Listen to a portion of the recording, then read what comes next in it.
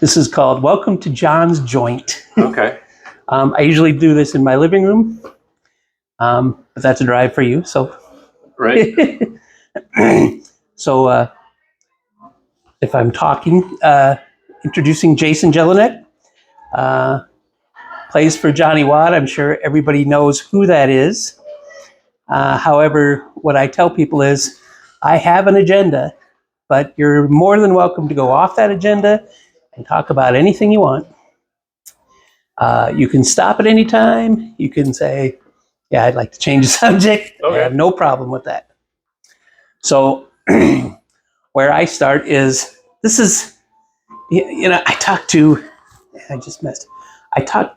Rick, and this was a long, long time ago.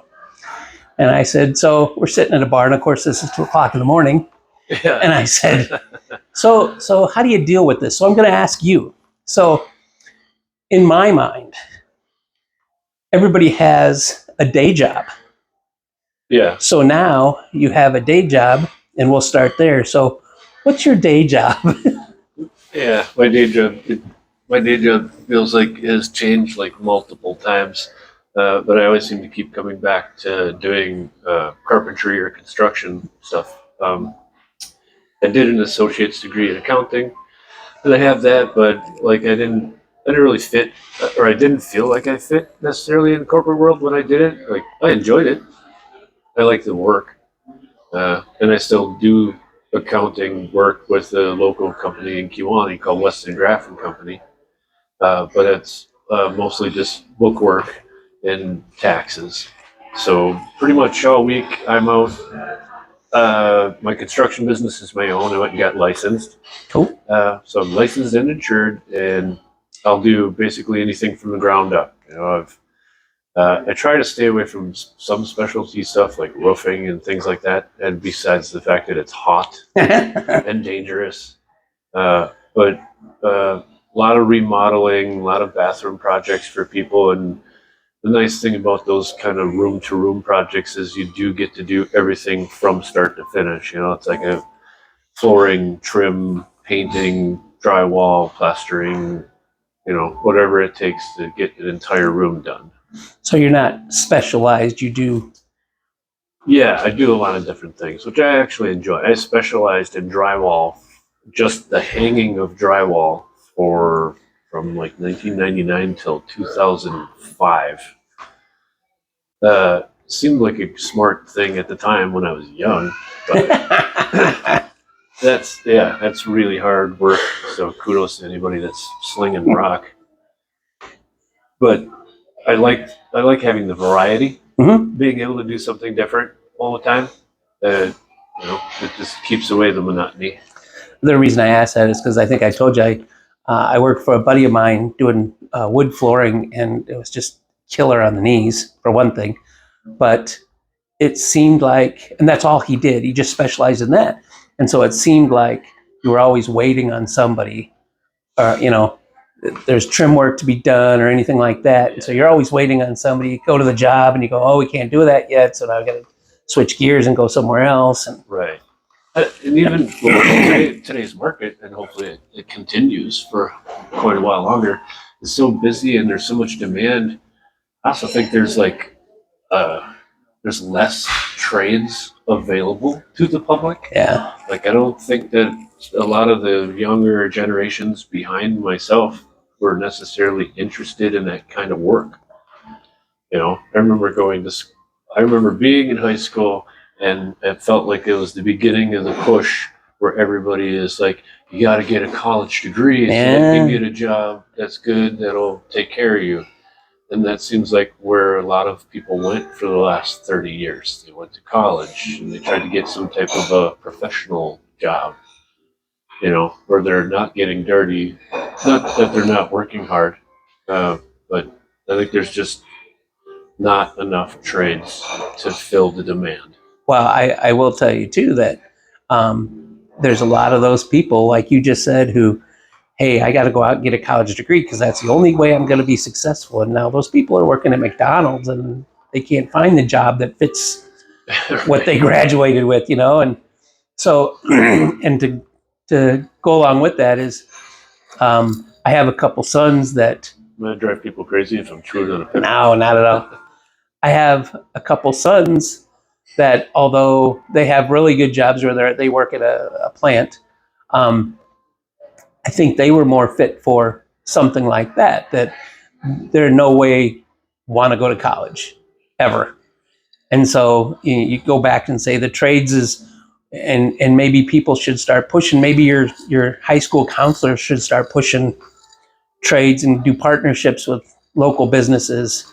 Yeah, I don't know. Not everybody fits that cat, I think that they should. I hope that they continue to encourage young people to do what you want to do. Yeah. It's one thing to learn how to do something so that you can have something to fall back on, take care of yourself, pay some bills. Great. That to me just like that should be kind of an everyday American thing that is put into your kids. You Yep. do what you got to do. Yep. But it should be more importantly do what you want to do, and then encourage those kids to follow those things. And I think that I don't think that I don't think that people take that in a practical sense. If the kid says something like, "I want to be a writer," Mm-hmm. then it's harder for people to imagine. Well, how do you monetize that so that you can pay your bills? Yeah, without falling back on your parents saying, "Hey, Right. and I have a side story to that too. I have some really good friends that one of their sons, that's what he wanted to do. He wanted to be a writer, and they had several discussions about, like you said, how are you going to monetize that, and what are the odds of monetizing it? Mm-hmm. And so he got a job at Walmart. He's been at Walmart for, I'm going to say, 7, 8 years, and so that pays his bills. And then he comes home every night and he writes. And I think he's published 2 books now. There you go. Yeah. So That's awesome. Yeah, you do what you have to do to pay the bills, and then you still got that on the side. So that's kind of where I was going with this was. So it's great to go play on the weekends, but you still have to pay the bills. If you love doing something, you'll find a way to do it. I loved playing guitar. I really had a desire to get into a really good cover band. Like I remember being a teenager, and bands would come for like Trout Fest. So every year you like see the bands that come through. And I remember one year Jukebox Heroes. So if people don't know the history, Jukebox Heroes is a band that was like 80s, 90s cover band. Really super talented musicians. Ron Callista from Vic Ferrari was in that band, and what am I forgetting? Dennis Panic was a guitar player in that band. They're all just top-notch musicians, and I saw them at Trout Fest. I think I was 17 years old, and I was just like, "Can you swear in here?" I was like, "Holy shit! Like, these guys are awesome." Yeah. The stuff that they played at the time when I'm 17 is just way over my head. But it was all music that I loved, and I thought it was super cool. And I remember my friends talking about them, and they're like, "Those guys played Boston and like all this like cool, complicated stuff from the '70s that we all liked." So that was kind of like what set the bar for what I wanted to get into. Like I knew at a young age that I didn't necessarily enjoy writing all that much because I didn't feel like I was that good at it. Yeah. And maybe that's where I could have probably used encouragement to like stick that out, and I'd probably be able to. Maybe I could write a song today if I'd have kept on working on it. Yeah. But I accepted quite a while ago that I'm satisfied with being an entertainer. And you still get emotional fulfillment out of it. Like if I can relate to a song, and if my relation to a song can like relate to an audience, and they have some type of emotional thing of it, but that's awesome. That's cool. That satisfies me. I'm happy with that. So, when did you pick up the first guitar? I picked up guitar in it would be about 7th grade. I had switched schools, which is funny that I went from the Holy Rosary School in town to the public school in town, and I didn't know anybody. Like you would think such a small city I would, but not really. So I was kind of like the new kid for that whole year. I had one maniac kid that like followed me around the entire year and was constantly trying to pound my ass. Um, and, and I went to church 3 days a week. My dad, a born again Christian. We went to a Calvary Assembly church, which was super cool. Um, as far as church goes, in my book, I'd rather see people dancing and singing, and praising God Yeah. than. And I should probably be careful in how I say that. I don't want to like beat up on anybody's religion, but I went to the Catholic school and did all that stuff, and like it's very ritualistic. The masses are very planned. Yep. Stand, kneel, sit, all that kind of structure. And I liked the Pentecostal church in that it really the only structure was be on time, and you have worship service for an hour, and then your pastor might talk for an hour or an hour and a half. You know, if it's a football day, he might talk just a little longer, just to make the point Yep. of what's more important, which I always found funny because he had a sense of humor. His name was Dave Pillow. He was, I believe, he was from Mississippi. He was from down south. Hmm. He grew up in a poor white family in a black neighborhood with a lot. It was a large family. And I remember him talking about how that the whites and the blacks in that area all went to church together. Yeah. They were a neighborhood, and he talked about racism, like in his time and stuff like that. It was very interesting stories, very moving stories. Yeah. Yeah, he was like a fire and brimstone kind of guy. So we're getting off track. So No. so really about the playing guitar was like not being popular at school, and then being at church, which I didn't always want to go. My dad was kind of, you're going. Adamant. That's Yeah. how it Yeah. works. Yeah. And playing guitar gave me something to do at church. So like when I don't know, it was like a light bulb kind of deal. I just like made up my mind. I'm like, that's it. I had plunked around before, but I'm like, I'm going to play guitar. And my dad sat down and he showed me pieces flowing like a river, a Catholic hymn. Yeah. And I just worked on picking pattern for that for a week. And then Sunday night services were kind of loose at church, and they would like allow people to come up and try stuff, and or if somebody wanted to like give their own testimony, that kind of thing. So I got up on the stage with the other guitar player, John Novak, and he just kind of accompanied me to try and help me out. And I have a tape of that. Nice. And it's it's not nice. So, but still, it's really kind of where it began, kind of that. Yeah. It's a terrible performance, but I'm like, for a kid that was playing for like 7 days, I'm like, not horrible. Yeah, but it may have pushed you a little further. Well, that was the nice thing about churches, and they let me bring my guitar to church, and I just sat in the front pew, unplugged, and just sat and tried to play along when I could, like figure out the songs as I went. I was watching their hands to make chords and stuff like that, and that was kind of like my first year of playing guitar, was just feeding off of watching other people. That's awesome. How are they doing that? Like, I'd see his hand like in a position, and like I just liked how that chord sounded. Yeah. So then I'm like trying to like, well, I know he's on that fret, so I have some idea where to start, and then I would just sit at home for hours until I like found the notes. And I think half the time they probably weren't even the correct notes. I just ended up finding another chord that was just as interesting. Nice. So yeah, music was always kind of a mystery because of the way that I learned it. Whereas my other guitar player, Chris and Wad,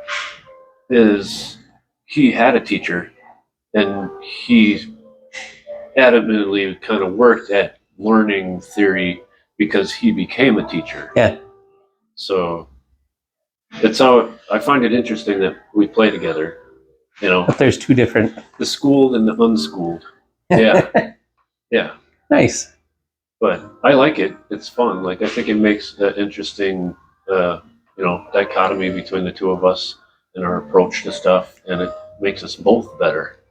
Cool. There might be something that I hear that he doesn't, and there might be something that I'm doing.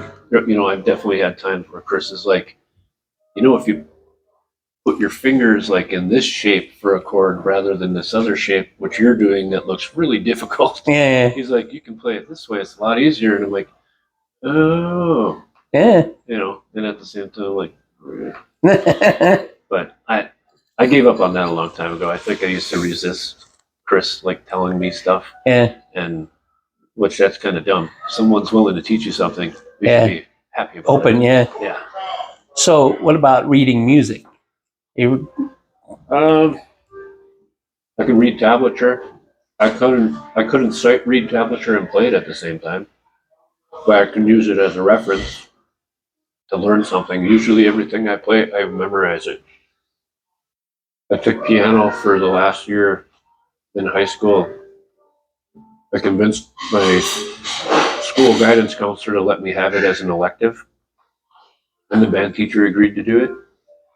So this lady band teacher shows me treble clef, bass clef. eh, Here's how they work, and I start learning the song, and I'd kind of memorize each hand, and then I tried to read the paper and put it together, but my brain trying to concentrate on the paper and see my fingers at the same time was too much. Yep. I just couldn't put it together.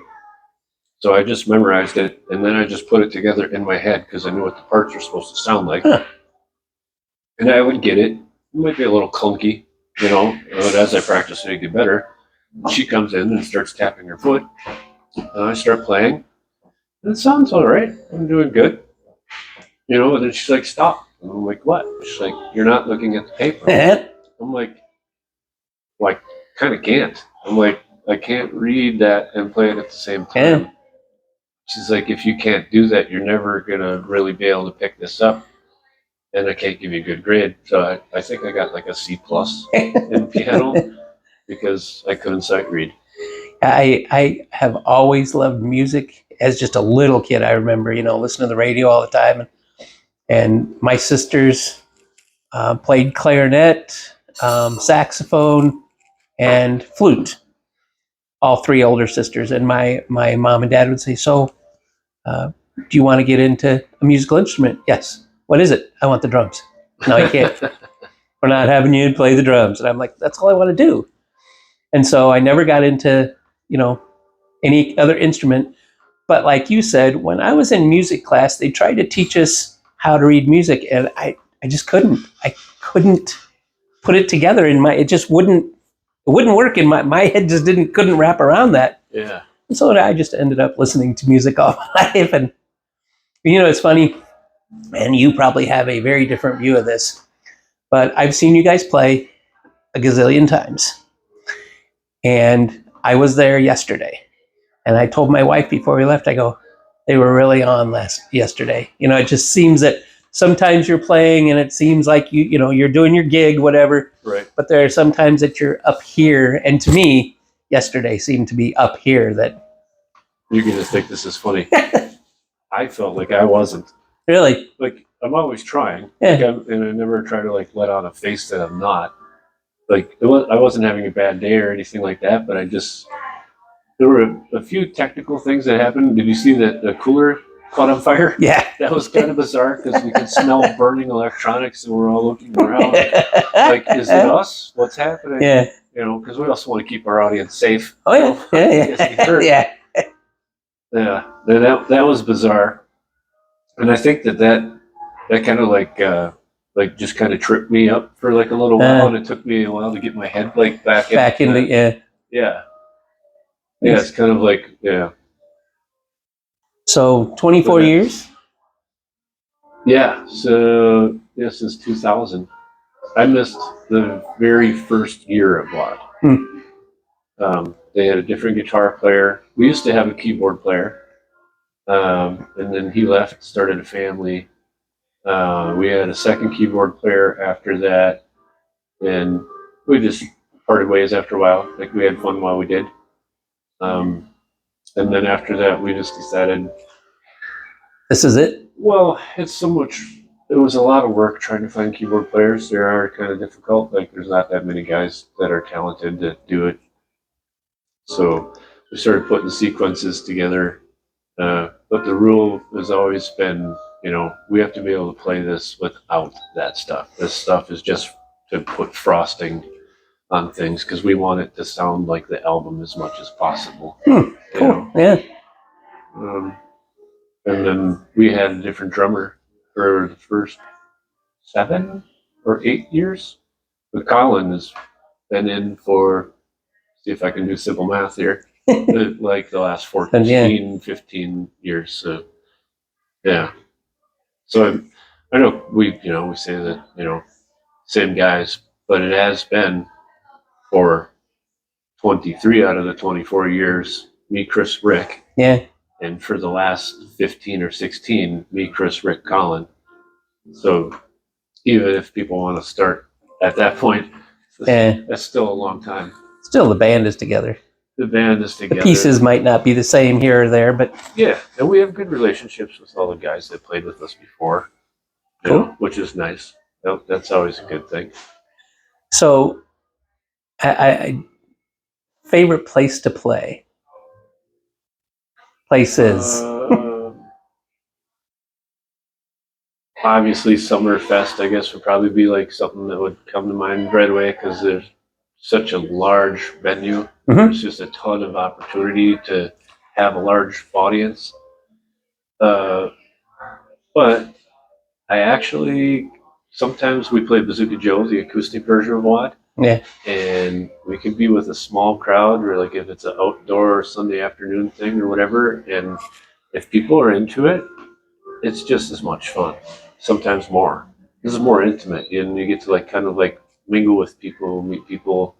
I like that about Bazooka Joe, that the audience gets to interact with us a lot more. It's more kind of loose and like we're all just having a good time. Where Wad is more like you've come to see a show. Yeah. And we're going to put on the show. Yeah. So I was going to ask that too about Bazooka Joe. Is so kind of what you just said though. So let's say this is your gig tonight. Is this enjoyable that you could be in this back room, stretched out here, and your crowd is maybe a couple hundred people? Intimate, maybe, more intimate. Is it better to play a Summerfest, or is it better to play a small bar where you're intimate, or both have? Yeah. When I was a young guy, I would have probably instantly went with bigger is better. Yeah. But now I think it's what you take out of it, pretty much. You can be playing to 5 people, or you can be playing to 50,000 people. It's what you take out of it. What do you give to the audience? What do they give back?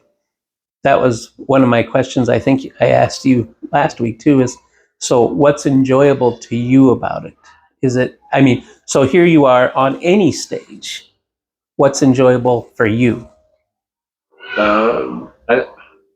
Expression, just to be able to express emotion, like in a song, especially singing. I think I enjoy singing sometimes more than guitar playing because there's so many good guitar players. And I think that being a guitar player is a much more difficult way of being unique in a herd of guitar players, where singers, you could be, you can find one voice out of a ton of voices that will just for whatever stick out to you. Yeah. I don't know that I do that for anybody because we're just a cover band, but I like how it feels to sing. I like what it does for you physically, emotionally. It creates, I don't know how to explain that. There's something that it creates in me, kind of as a satisfying feeling of being able to kind of show my emotion to an audience. So I'm totally drawing a blank, Jay, what this song is, but one of my more enjoyable moments in watching you guys is you usually have the same set throughout. You know what's coming, right? Yeah. But the kicker to me is coming out of my cage, and I'm doing just fine. Oh, the Killers. Yeah, I like that a lot. We're so funny as a band. Like that song was popular 15 years ago was when I think it came out. Yep. And I remember when it came out, and I remember like people saying, "Oh, you guys should cover that." And I think at that time we weren't really like I think we're just in a different style of music in our heads. Like we weren't thinking about top 40 as Yeah, much. yeah. 80s hair. Yeah, yeah. Well, like Tears for Fears that we play, Chris says that to the audience, and he's being honest when he tells them, that this is probably something that we would have shit on when we were young. And it took a while for us to grow up and realize like what an awesome piece of music it is. Yeah. I think the Killers is kind of that way. The guitar part that Chris plays in the beginning of that song is fucking hard. Like to get way up on the neck, your fingers are all like smashed together because the frets are so small. Mm-hmm. And the chord shape is super weird, and it's all up there, and it's this picking pattern that's it's difficult to be able to do it clean and make it come out sounding nice. Nice. I've seen other bands cover it, not beating up on them, but Chris plays that really well. Nice. Awesome. Favorite song to play? Favorite song to play? Well, favorite song in Wad? I kind of like The Stroke. Huh? I like that the audience gets together with us on it and they'll clap their hands in the air and stuff, and everybody gets a kick out of us doing a little dance routine. Nice. And yeah, it's just a good sing along. I was trying to think of something on the way down here too, and I don't know if it's turn up the radio or not, where Chris has kind of a solo off to the side and you guys are doing rock, paper, scissors. Yeah, turn up the radio. That's awesome. It's just funny because it's like, okay, we're sitting here, we got nothing to do. And I don't even remember who came up, like who thought of it first. It was me and Rick are basically riding a single note through that section. Yeah. So I don't even have to really touch the neck of the guitar. Yeah. And one of us at one of the shows just bumped the other and went like this, and it just started happening. Nice. So your Johnny Wad is here now. So what do you do? What does Jay do for enjoyment, relaxation? Anything? Well, yeah. No, not really. I hang out with my family. I like being at home. I like spending time with my wife. She's super cool. Cool. Like if we're talking about like, I don't know, like hobbies or something like that, mess around with old cars, just, when I get the time. But actually I like the carpentry thing too, because that to me is kind of creative. I like fixing things up, and I don't know, like I did this morning. I was out painting the foundation of the restaurant before we opened, just trying to knock out little projects when I can. And I get off on those little things, like just having something off the list, and now I get to pull up to work every day and be like, oh, that looks much nicer. Yeah, I'm getting up in my years a little bit, and I've been asked by several people, including my kids, so you ever think about retiring? And I can't. I just want to keep busy. I'm with you on that. I don't know. Well, you ever have the conversations with your wife where you're like, what if we won, $1 million tomorrow? Yep. Kind of shit. And I'm like, I don't know if that would necessarily be good for me or not. I'm like, I don't think that I would become lazy because I don't have to work anymore. But I think that it would get a little bit more difficult to decide what I'm going to do because I'd have so many options. Like I might get kind of like harebrained for a while, you know what I mean? Like start a project and not finish it kind of thing. Yeah. I told my wife, I said, if that happens, that'd be great. We could take nice vacations, but I still need to do something. I still need, my dad tells me a story, Jay. A long time ago, my dad worked at Oscar Mayer for 35 years, or whatever. And the wiener man. When he retired, he was playing golf 2 or 3 times a week. He was riding a bicycle constantly. He was, doing walks and stuff. And he told me a story that a lot of his friends that worked at Oscar Mayer at the time, They really so badly wanted to get to that point where they could retire. And when they did, they went home, they sat in a chair and watched TV. And he goes, I'll be damned, 6 to 9 months and they're dead because you're not doing anything anymore and your body just shuts down. And I guess in my head, I don't want to be that guy, you know? Right. That's how I feel about it. I see, I did audio video. Rick's got that company, audio video with Northern Sound. I worked with him for several years. And there was one time that we were at this church and we met this guy, and he's kind of like one of the volunteers at the church. And he's like, "Oh, you guys need a hand?" And he like kind of picking stuff up and carrying stuff. And he didn't look that old to us. And we were talking to him, and then he tells us that he's 85. Wow. And we were like thinking maybe he's like 60. Yeah. Like, that's what I want to be. Hopefully, like if my body will let me, I want to keep going. Yep. Yeah. I just watched, barely caught though. There was a story on CBS Sunday Morning this morning. This guy wrote a book about a neighbor he met across the street, and the guy actually died at 109. And he goes, you just shake your head and go, how can that happen? He said, but the guy kept himself busy. He was out washing his car every day. He was out walking. He was just kept going until he couldn't. And again, 109 is a pretty damn good run. Right. Yeah. Like, well, if I won the $1 million, I'd probably make a point that at least once a week I go to the gym and I'd make Colin be like my trainer. Like, here's what you need to do, Jay, to take care of your body. Nice.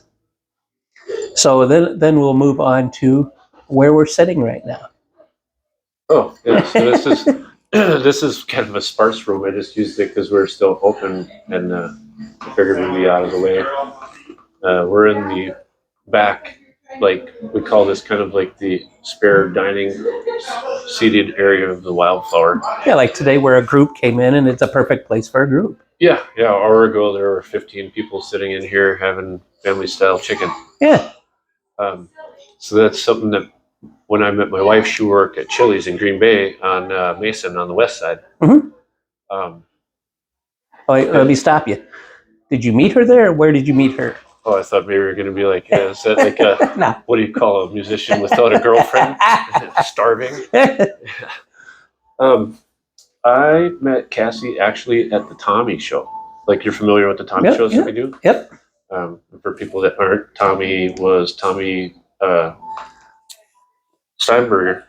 Or, God. Yes. Anyway, Tom was the bass player of Annex.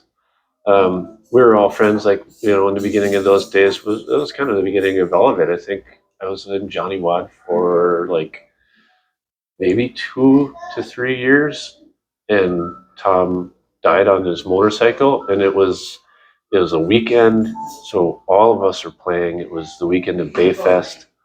Annex guys were out in Denmark, and they were already set up.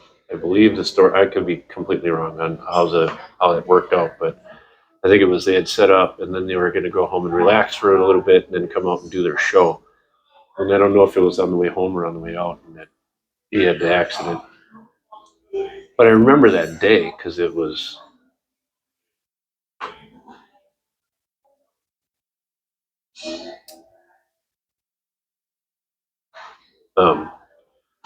Take your time.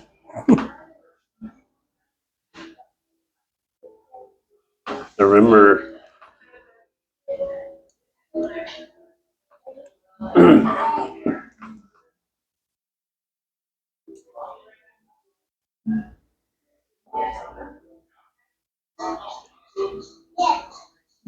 Well, Where were you playing? Where were you supposed to be playing at the time? We were set to play at Bayfest. Okay. We were set to play that night, and I think that we all just kind of went early because we wanted to hang out. We spent a lot more time together. Like, we didn't have kids and families and all that stuff. Yeah. So back then we were, it's gig day. Let's go watch all the opening acts. Yeah. Because we love that kind of stuff. But yeah, I remember having to watch some of my friends play.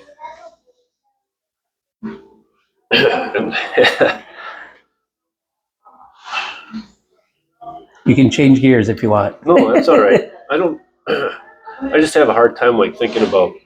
I think what it is my friends were crying on stage. Mm-hmm.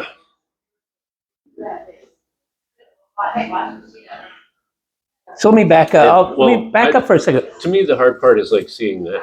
Yeah. Oh, yeah. Seeing someone else's emotion. That always gets me. So you're playing Bayfest. They're in Denmark. So and again, I don't want to go down a road you don't want to go down. So, at what time do you find this out? Oh God! Are you on stage or no? My friends were on stage. We're watching it, and oh, that was kind of like how I found out. We walked over. I remember seeing Shane, and I'm like, "What's going on?" yeah. Like I can tell that he's hurt. Did they stop? Oh, No, you gotta. yeah, you got to go on. I know. You gotta give the Green Bay musicians. Those guys are pros.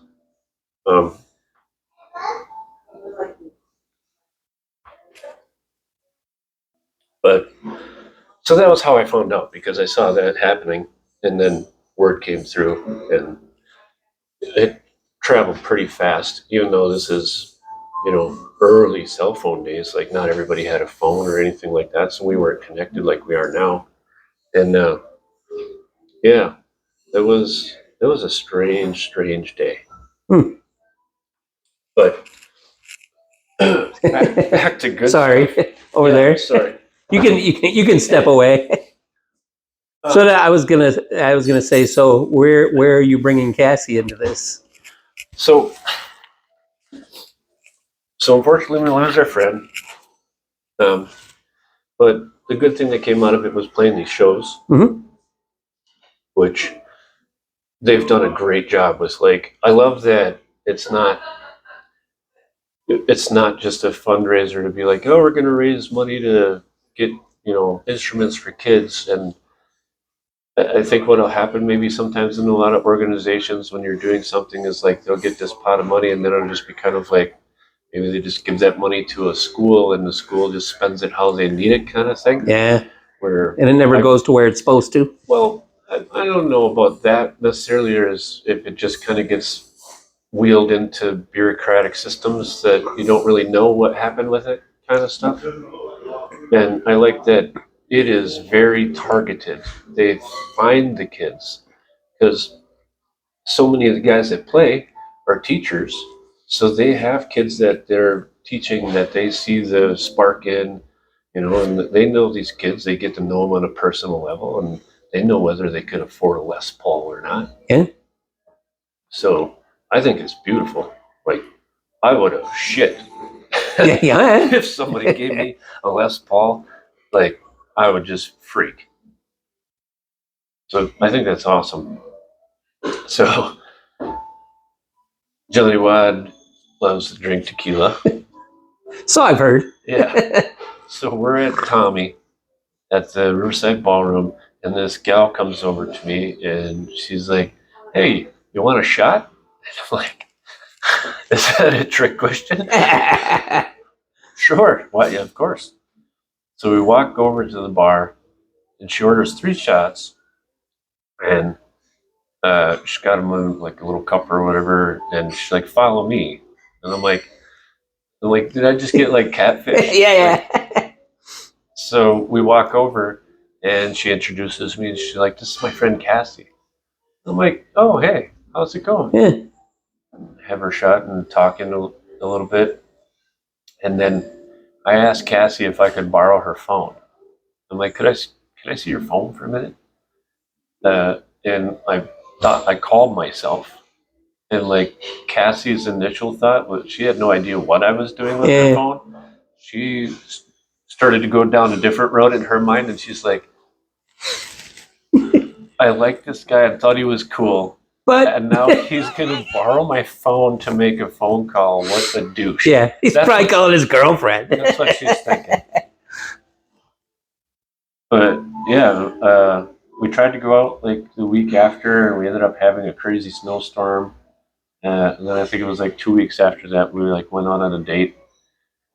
I think it's kind of funny that I took her to like my kind of hangs. Like I took her to the open jam at Swobies, and I got up and played some songs and stuff, and just kind of brought her around my crowd because, well, if you want to know if a girl is cool or if she really actually likes you, she's got to like your friends, Exactly. right? Yep. So we had a great time. It was awesome, and I haven't looked back since. Nice. We was kind of in transition in both of our lives, and I had a house in Kiwani, and I'm like, well, we can hang on to this house here, or we can get rid of this stuff and go to Green Bay, get an apartment or whatever, and just start fresh, whatever. And, um, I had my daughter Madison at the time, but I still do. Um, it's not like she went away. But yeah, she agreed that it made sense that we'd stayed here. It kept me close to my daughter, and we've just kind of worked to build a life in Kiwani. And all the time that I was younger and wanted to like get out of the city, and now you couldn't peel me out of here. Nice. I really like. It's beautiful. It's got the lake shore. It's got river and bike trails and just natural beauty everywhere. It's small. It's quiet. It's safe. The schools are good. My mom and dad are here. Friends are here. It's just an awesome community. I love being a part of it, and we're definitely invested in it. Um, it's been good. And then that's how I got rope-a-doped into doing restaurant businesses, because Cassie was a server, bartender, manager, all of her career. And then we did a catering business. So we worked with people from other businesses in Kiwani as partners to open up. It used to be CJ's Triangle, and then we opened it as Classics Catering, and we did that for 4 years. I think a lot of the beginning years was a lot of maintenance and remodeling. Yeah. That's probably the only part that I don't really look forward to in these projects any longer. I don't know if I want to do that again, because I've done it twice now. Once at Classics, and then again here with flooring and plumbing and electrical and just fixing. Like, if you want to spend money or if you're bored and you need shit to do, buy an old building. You'll stay busy. Yeah, it's just crazy.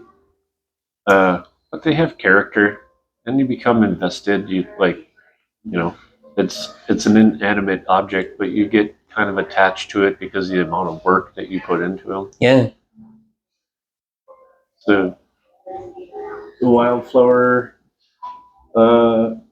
we have really, really good friends from town. They were invested in the building. I don't want to say their name in case they don't want it out there, but that's fine. I'll say this: they're awesome people that do a ton for this community. Like, ever since they're not even from here. They moved from Chicago area, bought property, opened business here, and then bought more properties and helped other people open businesses like ourselves. We're not the only ones. Like, to me, they're the real deal. Yeah. Kind of people. So we got a good thing going. Nice. It's picking Very up. nice. It keeps getting better. Cassie calls it the old tradition with a new twist, because we love the supper club scene, Mm-hmm. but we wanted the freedom to be able to like do what we want to do. Yeah. Like, I don't want to be pinned down and we can only make steak and potato. Yeah. So, we're trying to do stuff like tuna tataki, like seared tuna, lots of fish choices, swordfish, sea bass, and then just quirky things. We did a deep fried radish. How do you? What comes to your mind when you think deep fried radish? Well, first of all, I'm not a fan of radishes, but does it soften the radish? And they do get softer. The texture kind of reminded me a little bit of how people will make like water chestnuts, like wrapped in bacon. Yep. So it kind of gives it that. It's still got some crunch to it, but for whatever reason, the deep frying takes that sharp flavor that which is why I don't like them. Yes. It takes that out of it, and it just tastes like a nice, you still get the radish flavor, but it's not that bite. Nice. And then the breading that we had, and you like dip them in ranch or whatever. They're awesome. Nice. It was a complete accident. We had gotten like a bunch of radishes that it was a mistake on the order or something like that. And I don't even know who came up with it. Somebody was like, what would happen if we dropped them in a deep fryer? Nice. But stuff like that is fun. Like just silly mistake or experimentation. Yeah. And everybody in the crew is like part of that. Like Adam comes up with stuff, his wife Angel comes up with stuff, Cassie comes up with stuff. I try to come up with stuff. Mostly they just kind of test bed the stuff on me, and they're like, well, if Jay doesn't like it, probably quite a few of our customers won't like it either. Yeah. But it's fun. I love being a part of this group, and everybody worked their asses off to make this place succeed. Nice. And I think we're getting there. We're getting close. Yeah, it's funny when you were talking about Cassie, and I applaud you because my wife and I have been together forever, and we know what it takes to stay together. And my kids, I have 5 kids, and they always comment too that you work your shit out. Not everybody's going to agree 100% of the time, but if you love that person enough, you'll try to understand their point of view. Right. Yeah. Marriage is work. You have to work at it. Oh, yeah. Like if you're not working at it, I don't know. Then I think you're missing something. Something's going underneath your nose that you're not seeing. My famous quote that I say to people, I have a lot of friends, and a few of these friends are like, "Well, my wife's a bitch," and I go, "Well, what'd you marry her for?" Well, I go, "You might want to take responsibility because you're the one that." Right. Instead of saying it's all her, maybe it might be partially you too. Yeah. Yeah. The older I get, the better I think I'm getting at that kind of stuff. Self-reflection.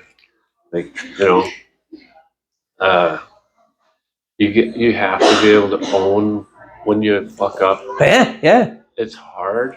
it is. Especially like if it's something where you thought you were right, and then maybe like a third voice comes into the conversation and is like, "Yeah, no, you're way off," and then you get that like slap in the face of like, "Oh, it's me." Exactly. I'm sorry. Taylor Swift. I'm the problem. Yeah, I always do that. I'm sorry, and my wife will go, "Can you speak up a little? I didn't hear that. Say that again." I'm sorry, I was wrong. Yeah, that's hard to do, but you have to do it. Like that. I think it's super important to be able to say that you're sorry about something. Yeah. I feel that way about the politics. Like in Kiwani, I did politics for 6 years, and I got to be the mayor for 2 years, and I thought it was awesome. I loved being the cheerleader of my community, Yeah. and like being able to try and tell as many people as possible how great this place is. Move here, live here. You're gonna love it. Um, and it felt like the political ideologies or political ideas of what someone thinks government should be in an ideological kind of way really cramped conversation, turned basically neighbor against neighbor in some of these conversations. Like I had a lady like writing a blog about me, and like just really spinning yarns about shit that was like she'd take facts and then twist on them or just add really bad verbiage. And it wasn't so much the fact that someone was doing this, that was why.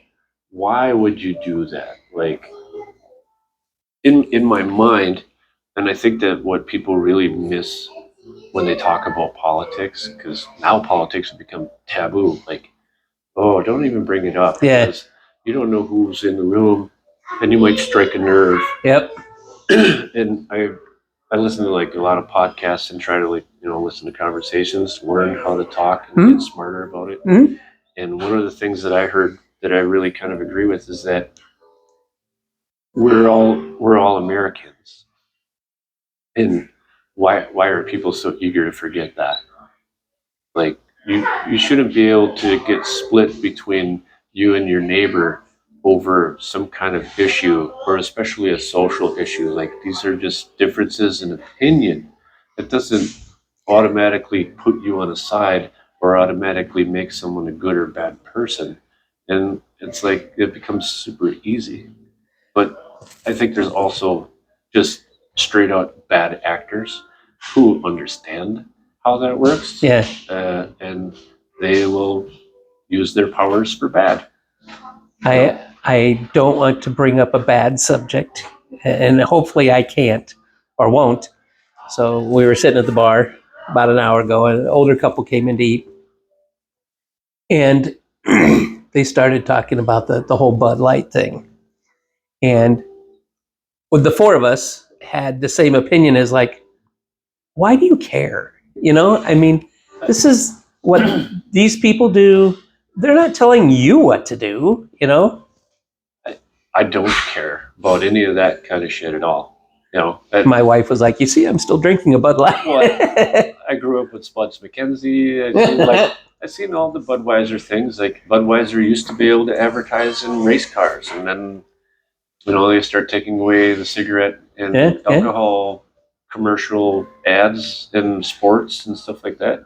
Which maybe that's a good idea because they're worried about kids wanting to smoke and drink, but essentially all those choices come down to parents and how a parent is going to raise their child. And like these are all personal choices that we don't need corporations or government making for us. Totally agree. If Budweiser wants to have an advertising campaign and it backfires on them, well, sorry that happened to you guys, and sorry so many people are like upset and triggered by it. But to me, it's always just going to be, it's a cheap light beer, and you can have a beer and not worried about getting totally shit-faced smashed while you're hanging out for a long period of time. Is kind of how I looked at light beer. Like, I'm not trying to take anything away from them, but it just is what it is. Yeah, I don't care about their advertising at all. I have one of my sons is 30, and we had this conversation, and he goes, I kind of pull myself back from whatever opinion I have and say, I'm sure Bud Light, Anheuser-Busch as a corporation said, what market can we get into that we're not currently in? And maybe they said, hey, how about this market? And when they did, it blew up on them. And all they were trying to do was increase their market share. Well, they weren't trying to make a political statement. They were just... Right. Well, I think we do that. Yeah. We do that to one another.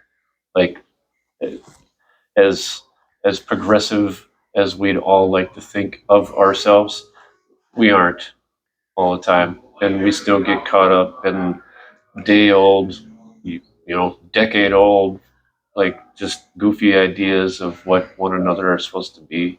So, I don't know. I'll stick to my original statement. It's just beer. Either you like how it tastes or you don't. Exactly. I go back to you being the mayor again, and I applaud you. I was in politics for a little bit, kind of had the same experience. That my thought was, if you're representing your city, you're, like you said, you're trying to be the cheerleader. And I was very disheartened by the people that were doing it because they had other agendas, their own, if you will. Yeah. And that bothered me a lot.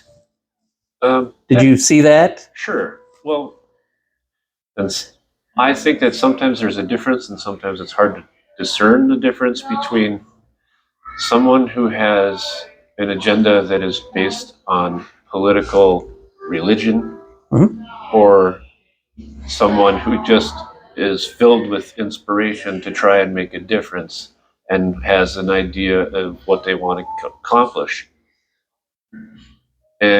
Because sometimes getting to that finish line, whatever your thought process is kind of the same a little bit, but either can be blinding. Yeah.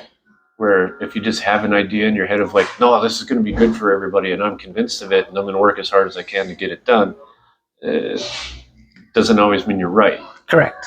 So that's where I mean with self-reflection, because when I was mayor, there were ideas that I was trying to get done that people were pushing back on some of, but I also was getting really bad arguments from people on some of those ideas, like just arguments that were factually didn't stand up. Like easy example is I tried very much to get the city to purchase Salmon Harbor, which is a private marina that is kind of adjoined to the city marina. Mhm. Would have, in my eyes, made sense that you put both marinas under one management umbrella, saves on cost. Um, in order to get EDA funding, you have to be publicly owned.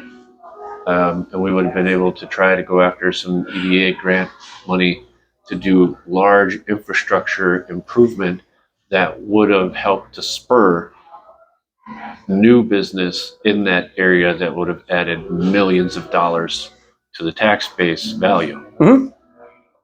To me, that's a win. Mhm. So, arguments that I would get against that. So, let's start with here's an illegitimate argument.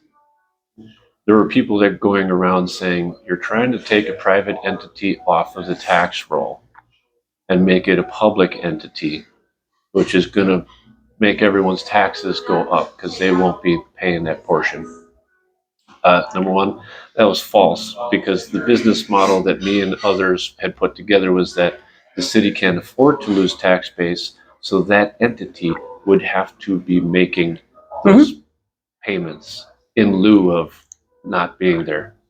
The other thing that people said is, you're taking taxpayer dollars to purchase this property. Again, not true. You would borrow that money from a bank at a low interest rate because municipalities get the best interest rates from banks because they're using large numbers, and banks just give you breaks because you're a municipality. And that business would have supported its own loan. Wouldn't have cost the taxpayers anything. Those are illegitimate arguments. A legitimate argument that I'd actually entertain if someone wanted to have a conversation about it. People will say things like, "Well, if you get EDA grant money, it's still tax dollars." You're right. It is tax dollars. You're absolutely right. I cannot argue that at all. But I can say, if we don't go after it, there are 1,000 different communities that are dying to get their hands on the funds. Yep. Do I agree with that? How that system?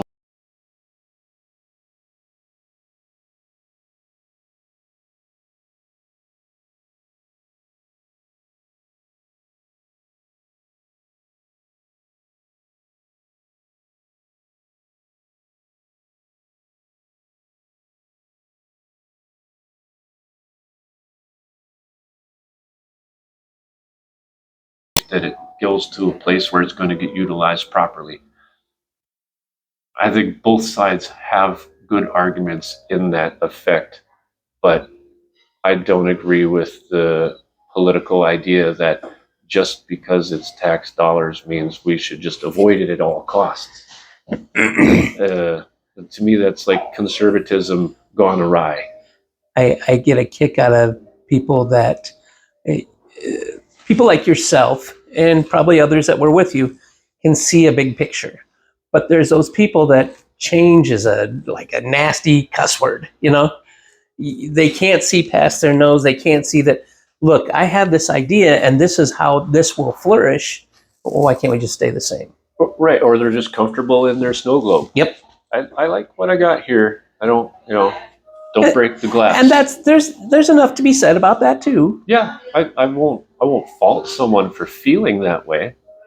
But I think that what I will fault them for is that if you give them enough factual points of things like the costs of our services within our city go up every year about 6%. If you're not growing your city to match that 6%, you are working backwards financially, and at some point your city will become insolvent, or they just will have to start chopping away at the services and you won't have them. Yep. So, and that's a tough nut to crack. And there's no silver bullet, but my idea was always I steal the Yngwie Malmsteen quote: "More is more, less is less." So if you want less, well, then that's what you want. I want more. I agree. I agree. So, anything else you'd like to talk about?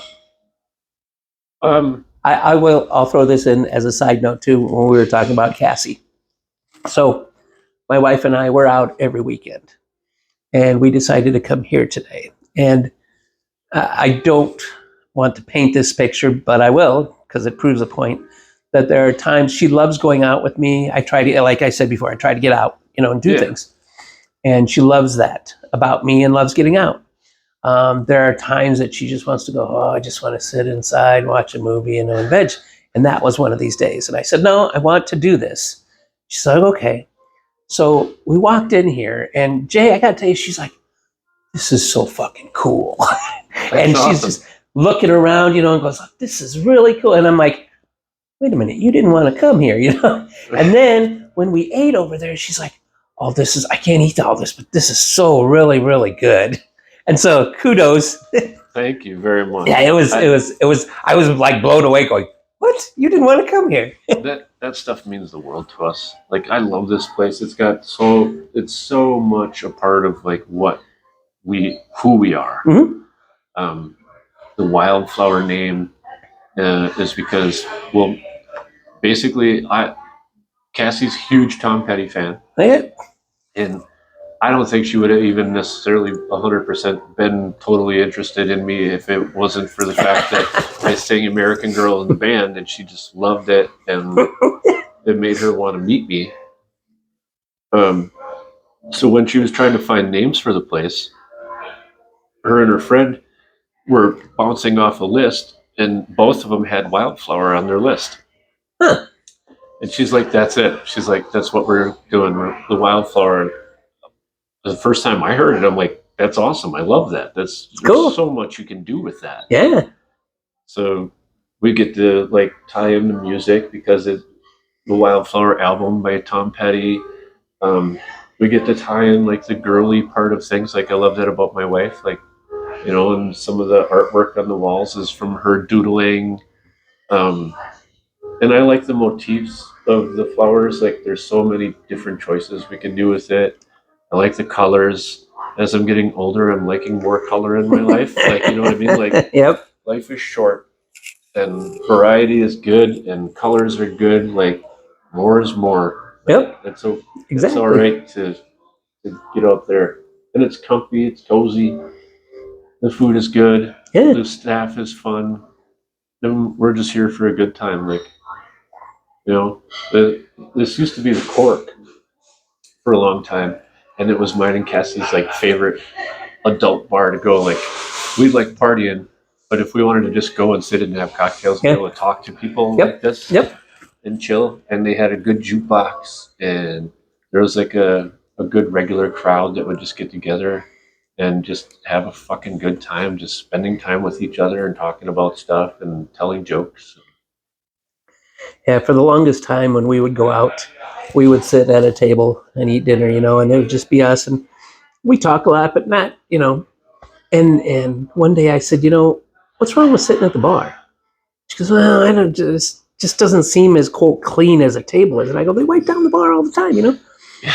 And it's funny because the first time we sat at a bar, what happened was exactly what happened up here this afternoon, where she just all of a sudden starts talking to the people across the bar, and then they talk back, and you're sitting there, and I'm just, okay, we kind of need to get going here. Right. She just keeps talking, and she goes, that was like one of the best things we could do. You find the right bar with the right people, and you can sit there all afternoon and just talk and drink and. I love doing that with Cass. Like, when we get to opportunities and we can travel somewhere, and we'll stop at a place, just like grab a cocktail and like just kind of like check out, like, because really I think you want to see what it's like in a community, like, for real.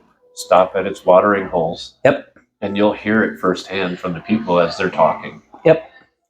I'm not a big chain fan at all. I'm not either. I wouldn't call them chain. the bar and Doozies and places like that. Yeah. They were all really good to us. They they created venues for bands to play, and that was great. Uh, and they serve their purpose. Like they're a sports bar. Yep. And they're good at it. But I've always kind of liked the hole in the wall. Yeah. That's my kind of place. Like Yep. if I'm not playing and I'm off work and I'm just going to chill, hole in the wall, it's awesome. Agreed. There you go. There's a question. Favorite holes in the wall. Favorite hole in the wall. One of them would be East Town Pub. Troy and his. Oh yeah. They're super cool. Susie's place, when it was open, she hasn't been in business for like a decade. We used to go there all the time. We played there. It was just a good rock and roll dungeon bar. Loved it. Studio East, way back in the day, although I never played a gig at Studio. Or what is the one on Cherry Street? There's like kind of a little. It can be classy or it can be divey at the same time. Like I forget what it's called. I haven't been there in a long time. That was always a good bar to go to. Nice. Yeah, stuff like that. Yeah, I kind of like I do like the big shows. Don't get me wrong, but I have a picture on my Facebook page somewhere, and it just keeps coming back in my head. I don't remember the name of the place, but I think it was in Manitowoc, and I'm gonna say Fitz, but that doesn't sound right. But I don't remember being there. I remember being there with you guys. Yeah. And it was so packed because it was so small that I'm like standing closer to me than I am to you, to Chris, because there was no place else to stand, And I think my quote was kind of intimate, maybe a little too intimate, But later on, so they have friends that live down in Kiel, and they said, "Hey, let's go to this place," and they had the most incredible food, and it was like, I don't know if I'd say it's a hole in the wall, but it's kind of narrow. And again, I can't, but they had like the green beans and stuff as an appetizer, and they had donuts and stuff, and it was just like, oh my God, this is so good. And we just got to come back here again. But I remember you guys playing in there. That was just I don't know that they have bands play there. I don't remember them recently, but I remember that time that it was pretty cool that it was just so intimate and up close and personal. And we've cramped into a lot of small clubs, and and when I say hole in the bar or hole in the wall, that's totally a compliment. Just anywhere that's nice and dark and it's got decent music and good drinks, and you can relax. Yeah, and what it takes, and you probably know this, and what it takes to keep something like that going, that you have to have people that appreciate what you're doing to pay the bills. I'm learning. I didn't ever really have to do. I did this when I was really young. I was a dumbass. I got in trouble. I had to pay off restitution, and my mom worked at a restaurant, and she made me go to work there, and I did dishwashing, and then she taught me how to make breakfast, and then I had to do bar shift, and I would be doing eggs and pancakes and pizzas and subs and stuff like that. And then when I came here, I didn't really want to necessarily be in the kitchen because they got that covered. So I'm out in the bar, and Cassie's like showing me how to bartend and getting it down. Cool. And it's not that much different than entertaining, except you have to be, I'm learning, you have to you can't talk to people forever and ever. You got to keep looking around to see if people's drinks are empty, and then, be able to talk and not be rude and get out of conversation so you can go make drinks for people. It's a multitasking. It is. Yeah, it is. It's not easy, that's for sure. I've learned to become more patient with people like that, because like yesterday when we were up at Chambers, so there's a lady that outside at that bar, she came up at the corner and she's got money and she wants to get a drink. And there were 3 bartenders and the place is packed, and they're running their ass off trying to get everybody. Yeah. And she's getting upset because, hey, I'm not getting attention. And I keep thinking to myself, ma'am, you can see what they're doing. We all want attention. Yeah, exactly. But you have to understand too, from their point of view, they're doing the best they can. She could have went to the front of the stage and just got a shot of tequila from us for free. My wife said she could have went inside. There wasn't a lot of people inside. She could have went to the bar and got, but whatever. So Anything else you'd like to add? Well, how's this going for you? Are you enjoying doing this? Well, there's, podcasting? I do. I really like talking to people like yourself. Um, it's kind of a double-edged sword a little bit because my son started doing this, and he goes, you know enough people, and because I tell him stories about you guys and stuff, and Yep. um, he goes, you know enough people, you could make this interesting, and I'm going, but do they want to talk? And Well, yeah, I think for some people it's hard to. Do you want people diving that far into your personal life? You know, because if you know, I don't know what the audience is, but like pretend like if the audience is like broad, and then you're on the street and somebody's like, "Oh, hey, I saw you on the podcast," and you're crying. You know, like, but Jay, and that's kind of the reason too, is because people have a view of you here, and it makes you real, and that's what I was going for. That's what I'm going for with everybody.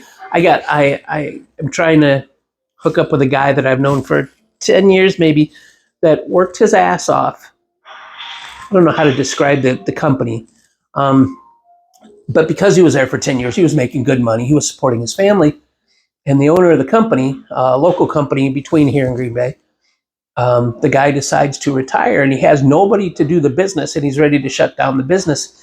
And this guy stepped up, and I know his wife do it well too. And she's like, he came home and he wants to mortgage the house and he wants to buy the business. yeah, And I'm like, this is a great story because, what it takes to keep your own family going, but to also provide, I think they have like 20 employees of keeping all these people employed too. And it's a good story. and there's a great amount of stress that goes along with that. Like now you're responsible for a bunch of other people's livelihood. Yep. You have to make sure that you're running a decent business so that they don't have to worry about getting a paycheck every week. That amount of responsibility getting thrown onto yourself, whether your spouse is in your business or not, it becomes just as much their burden because I mean, we all try not to, but I'm pretty You sure bring it that we home. all bring it home. Yeah. Because isn't it half of having a spouse is having that support system to Correct. help you with those things that you're trying to accomplish. Yep. Yeah, I had one person in business say, "You guys are crazy for wanting to get in the restaurant business. You're gonna be divorced in a year." And I think that the only way that'll happen is if you have really shitty partners. Yeah. Which we did in some stuff that we've tried to do. But once me and Cassie realized that was the problem, and we decided we need to learn to lean on each other and don't let outside voices get in there, it's a lot better. Like we've got better at communicating with each other. We're working more as a team. I make sure that because there were parts where I was kind of like, well, I can't give all my time to this place because I have my own thing that I got to be doing and stay on top of. And I needed to kind of like change my own mindset and gear on that and be like, no, these are all priorities and I have to make time for all of it. Yep. So I have to make time that I'm making sure I'm doing what I have to do with my band. I'm making sure that I'm doing the time I need to spend time with my family and with my wife as a partner, which means every moment that I'm not working somewhere else, I'm here working with her. It's a lot, but it's better than the alternative. Correct. Like we talked about before. And my father-in-law gave me, we were talking about, sharing that burden. My father-in-law and mother-in-law are going to be married 60 years, I think. And somewhere close to there. And I said, secret? And he said he was a guy that worked at International Harvester Plant all his life. Made good money. And I said, so how did you stay together? He says, when I came home at night, I was able to talk out all my frustrations with my wife. And she had a job, and she would talk out her frustration. We got that off the table first. Yeah. And when we did that, everything washed away, and it was great. And it's been that way. And so that's what Lori and I do too. We come home from work, and you just go, "How was your day?" And then you're done, and you can enjoy each other again, Right. rather than holding on. When I first moved to Green Bay, I couldn't really afford a place by myself, so I had a girlfriend, not girlfriend, but good friend that was like, "Well, I could use a roommate." I'm like, "All right, cool."